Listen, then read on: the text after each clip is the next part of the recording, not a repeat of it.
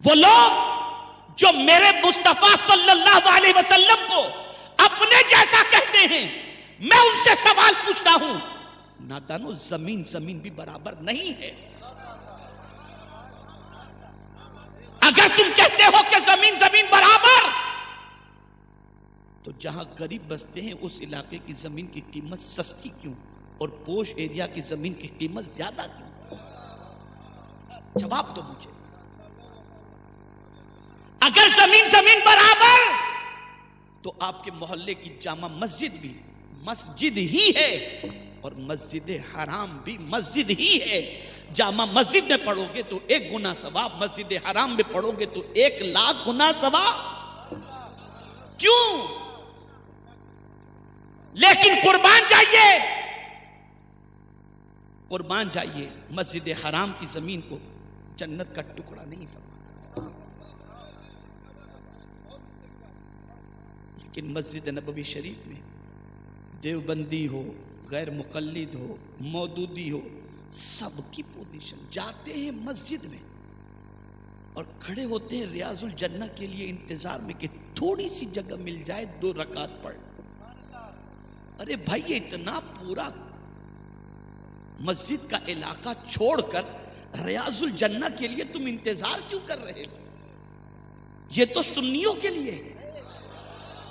اس لیے کہ تم تو یہ کہتے ہو کہ نبی کچھ نہیں دے سکتے، اور ہم کہتے ہیں نبی جس کو چاہیں جنتی بنا سکتے ہیں۔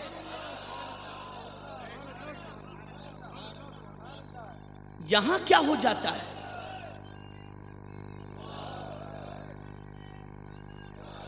یہاں کیا ہو جاتا ہے؟ تمہارا عقیدہ کہاں چلا جاتا ہے؟ مجھے قرآن سے کوئی ثابت کرے کہ رب نے فرمایا ہو کہ یہ ٹکڑا جنت کا ٹکڑا ہے، ثابت کرے۔ نہیں پیش کر سکتے۔ میرے مصطفیٰ نے اس ٹکڑے کو جنت کا ٹکڑا فرمایا، اس سے جنت کا ٹکڑا۔ تو جو رسول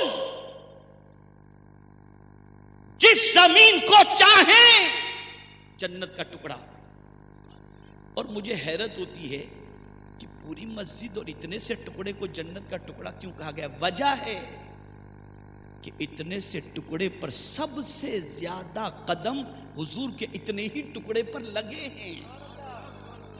اسی لیے سرکار نے قید لگائی، میرے گھر اور منبر کے درمیان کی جگہ یہ ریاض الجنہ ہے، اس لیے کہ یہاں مصطفیٰ کے سب سے زیادہ قدم لگے۔ تم کہتے ہو نبی اپنی بیٹی کو نہیں بخشوا سکتے؟